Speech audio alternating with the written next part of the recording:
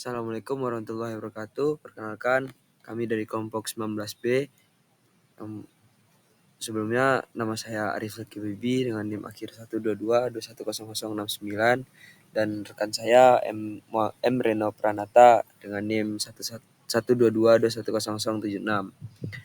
Pada kesempatan kali ini kami akan mempresentasikan perhitungan kolom. Yang pertama ada penulangan lentur kolom. Bisa dilihat di sini tahapan penulangan kolom dibagi menjadi lentur dan longitudinal. Berikut adalah hasil gaya dalam yang diperoleh dari etaps.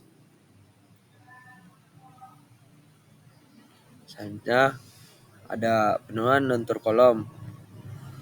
Di sini dijelaskan bagaimana penentuan rasio penurunan kolom. Rasio tulangan kolom diatur dalam SNI 2847 tahun 2019 pasal 10.6.1 tentang tulangan longitudinal minimum dan maksimum. Isinya sebagai berikut. Batasan tulangan 10.6.1 tulangan longitudinal minimum dan maksimum. Untuk kolom non prategang dan kolom prategang dengan nilai rata-rata F aksen PE kecil dari 1,6 MPa. Luas tulangan longitudinal harus sekurang-kurangnya 0,01 Ag, namun tidak boleh melebihi dari 0,08 Ag. Selanjutnya, penurunan lentur kolom yang dimodelkan dalam etaps yang akan dijelaskan oleh Reno Pranata. Setelah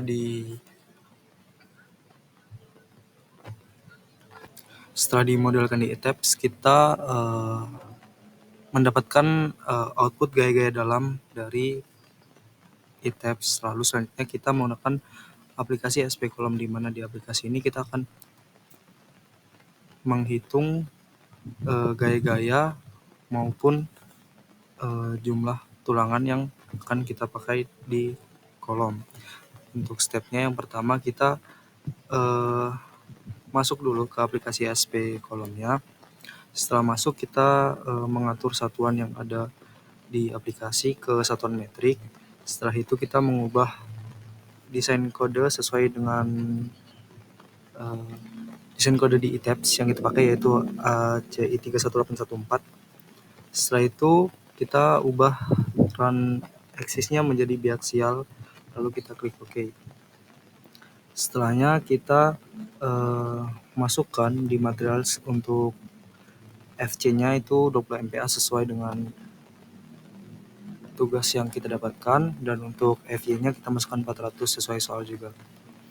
Selanjutnya setelah kita masukkan materials, run option, dan informasi secara umumnya, kita atur dimensi tulangannya dengan ukuran tebal dan tinggi 300 mm atau 30 cm dengan jumlah tulangan 16 dan ukuran tulangan besi 19 dan tebal selimut 50 mm. Setelah kita memasukkan dimensi, di sini kita mendapatkan nilai selimut minimum selebar 26,13 mm dan area selebar 30.000, total AS 4.544 dan persentase RHO sebesar 5,05%.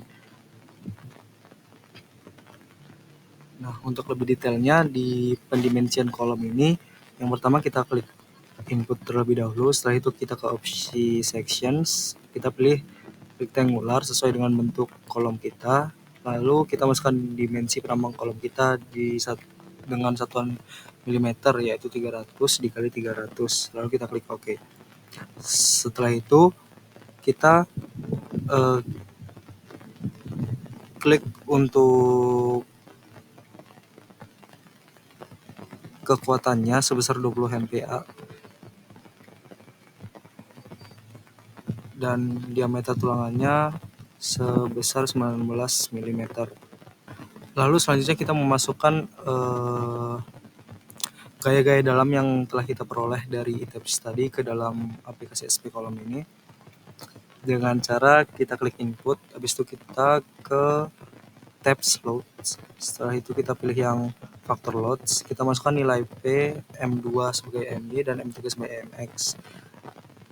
Dan di aplikasi ini kita melakukan perubahan tanda plus dan minus untuk gaya aksial di hasil ETABS, di mana jika hasil ETABS kita mendapatkan hasil minus, maka di aplikasi SP Column ini kita mengkalikannya dengan minus. Jadi misal di ETABS-nya minus, berarti di SP Column kita submit-nya plus. Begitu juga sebaliknya, kalau misal di hasil ETABS-nya itu plus, berarti di SP Column ini kita masukkan nilai minus. Nah, selanjutnya kita memasukkan jumlah tulangan kolom dan mengecek rasio tulangan tersebut. Untuk jumlah tulangan kolom itu kita bisa samakan dengan hasil desain kita yang dari ETABS, di mana di sini kita memakai jumlah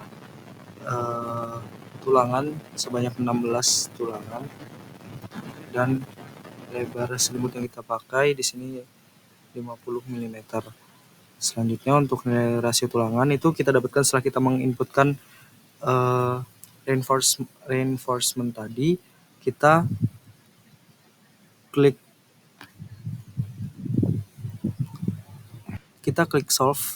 tab solve dan SP Column akan melakukan perhitungan dan menampilkan diagram seperti pada layar.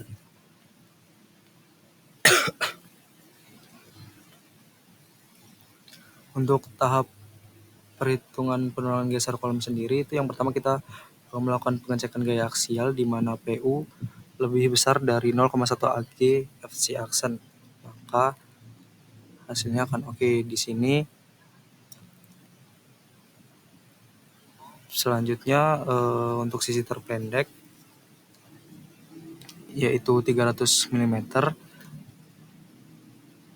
kita mendapatkan hasil oke juga. Dan untuk syarat rasio dimensi penampang itu lebar dikali dibagi tinggi, atau 300 bagi 300 itu sama dengan 1. Dan untuk syarat rasio dimensi ini lebar dibagi tinggi harus lebih besar dari 0,4, di mana 1 lebih besar dari 0,4, maka syarat ini terpenuhi. Untuk menentukan jumlah tulangan seperti yang telah kita desain di awal tadi, kita menggunakan 16 tulangan. Dan untuk menentukan luas tulangannya, kita gunakan rumus AS sama dengan N dikali V per 4 kali dB kuadrat. Di sini untuk properti material dan pelama kita, tinggi kolom itu 3.500 mm, sisi pendek kolomnya 300, sisi panjang kolomnya 300, diameter tulangan longitudinal kita atau DB itu 19 mm, diameter tulangan sengkang atau DS itu 10 mm, selimut bersih yang kita gunakan yaitu 50 mm, kuat tekan beton atau FC aksen kita menggunakan 20 MPa, dan kuat leleh tulangan longitudinal atau FY 400 MPa, kuat leleh tulangan transversal atau FYV itu 240 MPa, tinggi balok itu 350 mm, dan nilai LN yaitu 3150. Selanjutnya untuk tahapan penurunan geser kolom atau perhitungan penurunan geser tumpuan, yang pertama kita menentukan nilai MPR kolom. Nilai MPR kolom ini kita dapatkan dari nilai maksimum hasil dari perhitungan SP kolom, yaitu di sini kita mendapatkan nilai 116,646 kN. Yang kedua kita menentukan nilai FU dengan rumus 2 kali MPR kolom per LN.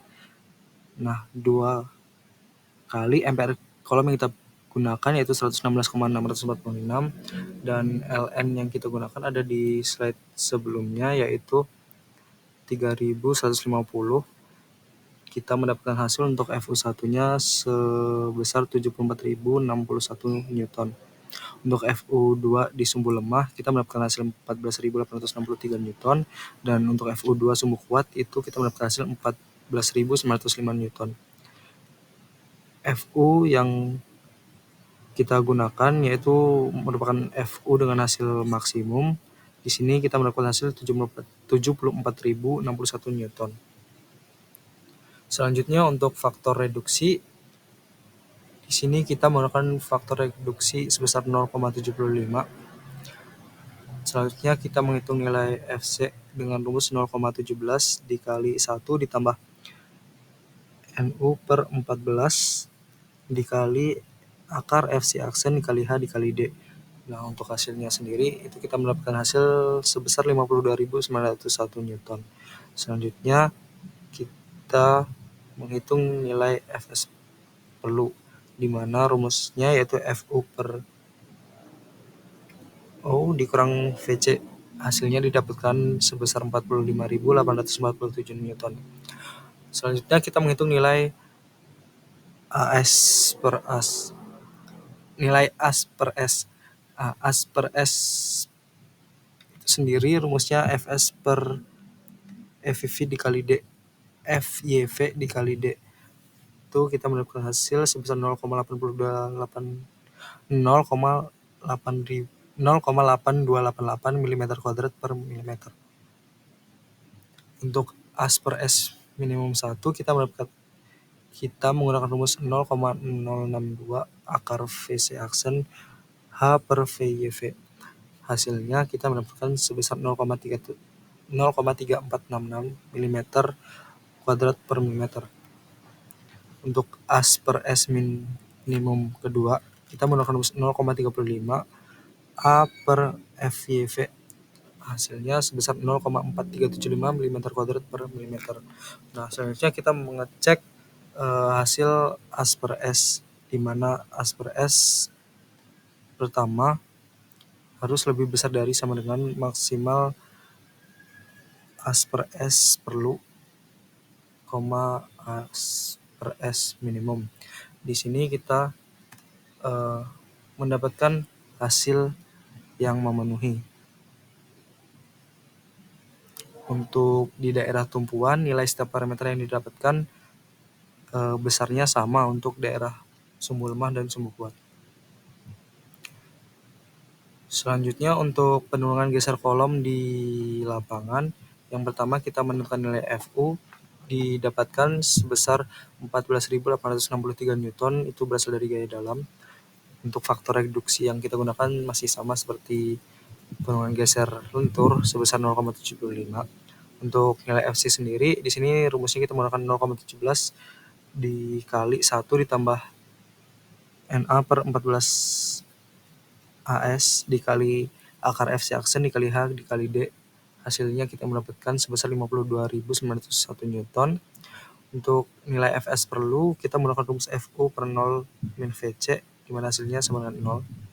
Untuk nilai AV per S, di sini untuk AV per S perlu kita menggunakan rumus Fs per F Vs per FYV dikali D. Hasilnya 0. AV per S minimum pertama kita menggunakan rumus 0,062 dikali akar FC aksen H per FYV, itu hasilnya juga sama dengan 0. Dan AF per S minimum kedua kita menggunakan rumus 0,35 dikali A per FYV, hasilnya juga 0.